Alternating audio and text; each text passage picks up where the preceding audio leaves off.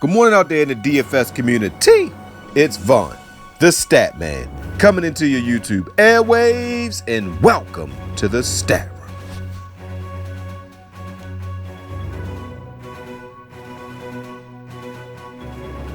This wonderful afternoon. All right, ladies and gentlemen, it is the day before week 4 of the NFL kickoff, guys. And before I get into this video, let me introduce myself. Guys, I am Vaughn the Stat Man. You can follow me on Twitter at Vaughn the Stat Man. And guys, check out the website, vaughnthestatman.com. And if you're watching me for the first time, I would appreciate it if you hit the like button. And also don't forget to subscribe, because I know you won't want to miss my future videos, because I know you will love this content.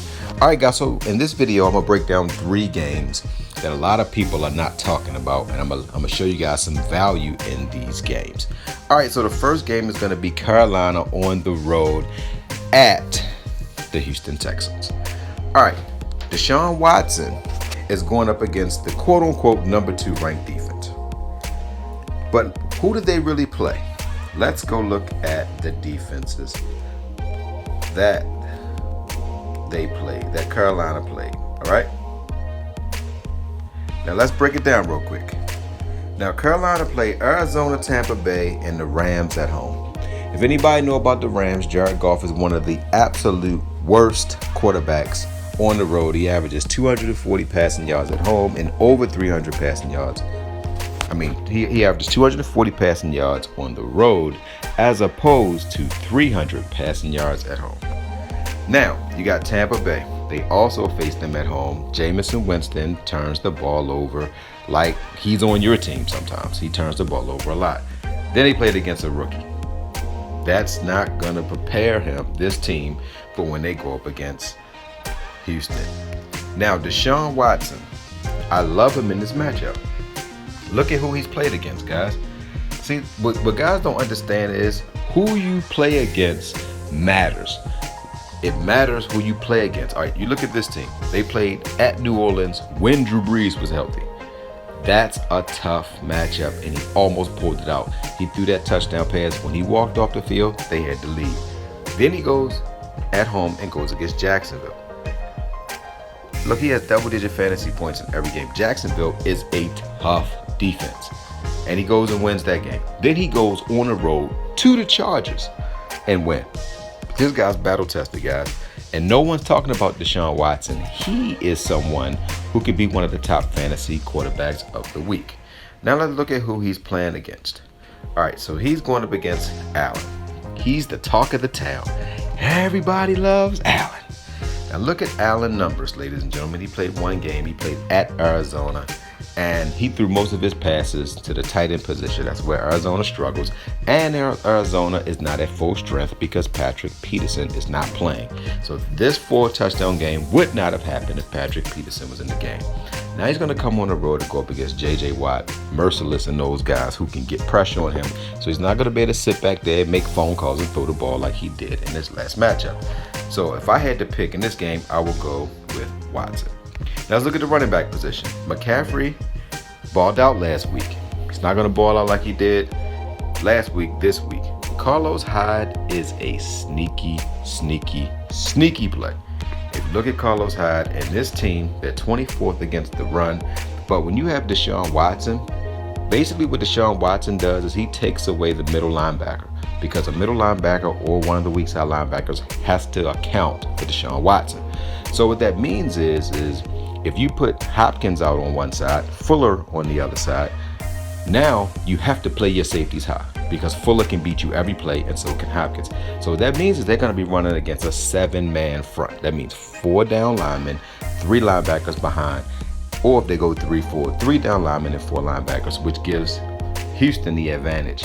And I think Hyde could be in line for a big day.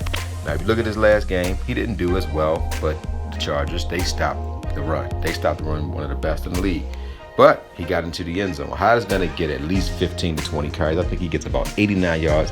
I think he gets 2 touchdowns in this matchup, guys, and no one's going to play him. All right, so let's look at the wide receiver position real quick. All right, Hopkins has been quiet the past 2 weeks. Look at his numbers. This is the quote-unquote number 2 defense against the pass. He is going to have a monster game. expect one of those 8-catch. I would say he probably gets 1 touchdown, but about 130 yards. Moore is decent, but he doesn't get, like, his targets is all over the place. He had 10, 14, and 2. But he does get into the end zone. I love Moore in this matchup. Now, Carolina will move the ball against this team. Fuller is my sneaky play. I had him in my 4 horsemen. He's one of the sneakiest plays on the entire slate. He has the potential to have one of them 2 touchdown type games, so I absolutely love him. Now, in the tight end position, Olsen won't have the same type of performance in this matchup because Merciless is an excellent linebacker. Don't expect Olsen to ball like he did last week. Akins had a rare good week last week. He had 5 targets, 3 receptions, 70 yards, 2 touchdowns. He might not get a touchdown the rest of this season because they don't really throw the ball to the tight end position. All right, next, the game that I really love is Tennessee and Atlanta. Look at the quarterbacks. Matt Ryan at home is a top 5 fantasy quarterback over the past 2 years. He's going to light this team up. He's going up against Butler and the other cornerback. Julio Jones is one of the top wide receivers in the whole NFL. He is going to do his thing against this team. Now, if you look at Mariota's had 10 days to prepare for this matchup. Atlanta is losing their starting safety, Keen O'Neal. That's a major blow because O'Neal guards the tight end positions. So Mariota is going to have the middle of the field is going to be wide open. Now, at the running back position, you have Henry. I don't have to do a lot of talking about Henry. He's going to run it down Atlanta's throat. He's going to catch some screen passes. I say Henry gets 100 yards and a touchdown, probably 3 catches for 30 yards, and he might get a touchdown there. And he has 10 days rest.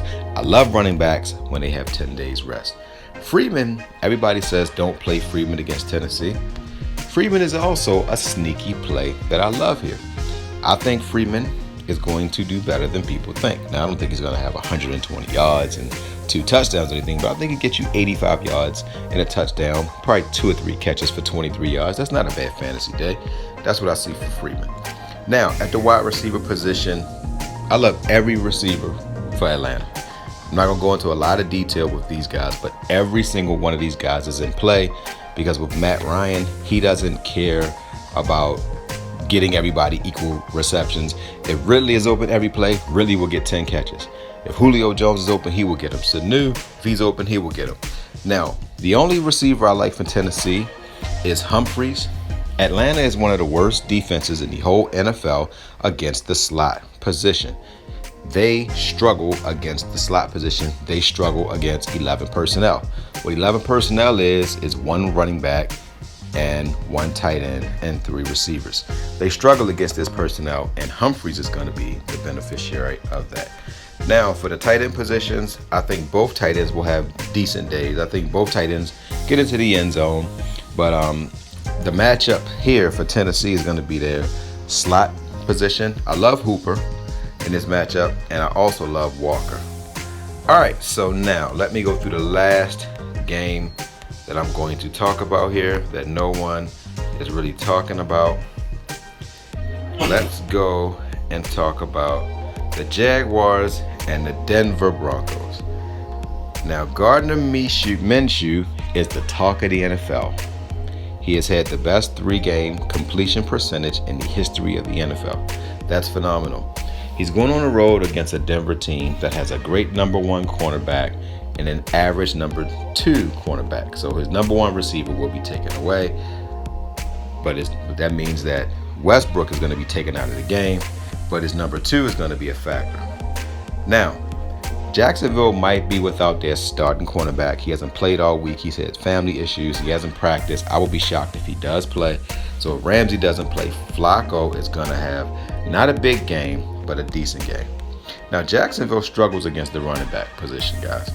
So I expect Lindsey and Freeman to have good games. I think Freeman is his turn to have those goal line carries. So I think Freeman is going to be the one that's going to get a touchdown. But I think that Lindsey is going to catch a lot of balls out of the backfield, and he's a little bit more shifty. So if he can get to the linebackers, he could also have a big day. Now, Fournette hasn't broke out yet. This might be the week where he breaks out, guys. Denver is not very stout against the running back position. Fournette hasn't had that breakout game, but I think that he'll get at least 80 yards in this matchup. Now, at the wide receiver position, my favorite play in this game is Chalk. I think he is in play in general. Minshew just loves throwing to this guy, and he's the number 2 receiver. I think he gets to the end zone. I say he gets at least 15 fantasy points. Run him up.